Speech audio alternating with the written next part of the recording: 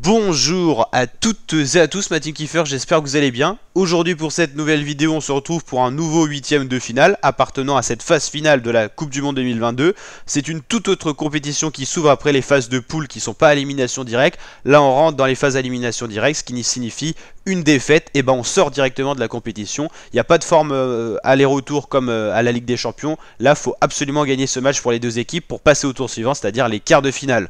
En 8ème de finale, il y a encore 16 équipes. Il n'en restera plus que 8 pour les quarts de finale. On divise à chaque fois par 2 à chaque tour, 8ème, quart, demi-finale, jusqu'à retrouver 2 équipes en finale. L'Angleterre donnait favori de ce match avec une cote de 1,50. Le Sénégal de son côté 7,75.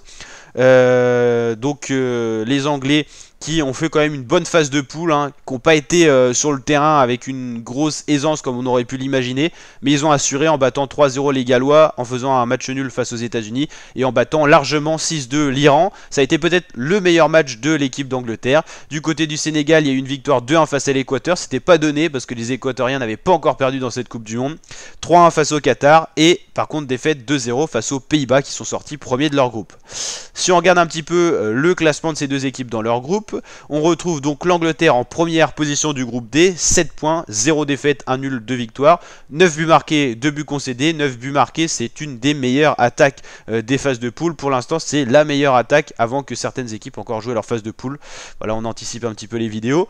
Et au niveau du Sénégal, ils ont fini deuxième du groupe A, on l'a dit, une défaite, 2 victoires, 5 buts marqués, mais quand même 4 buts concédés. C'est vrai que les défenses africaines ne sont pas réputées pour être les meilleures. On a souvent un gros vivier de joueurs en offensif au niveau des équipes africaines. Au niveau défensif, c'est plus faible, mais on a quand même des très bons joueurs. Si je dis pas de bêtises, au Sénégal, on a quand même Koulibaly, qui est un des meilleurs défenseurs au monde.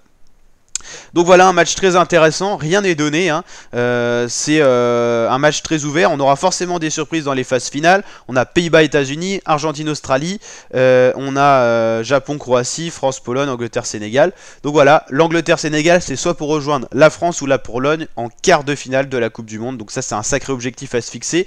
Alors qu'est-ce que j'ai pronostiqué moi de mon côté? Un 0-0 dans la phase normale du match, genre 90 minutes. Et donc après j'ai mis que l'Angleterre gagnerait soit en prolongation soit au tir au but sur ma plateforme de pronostic.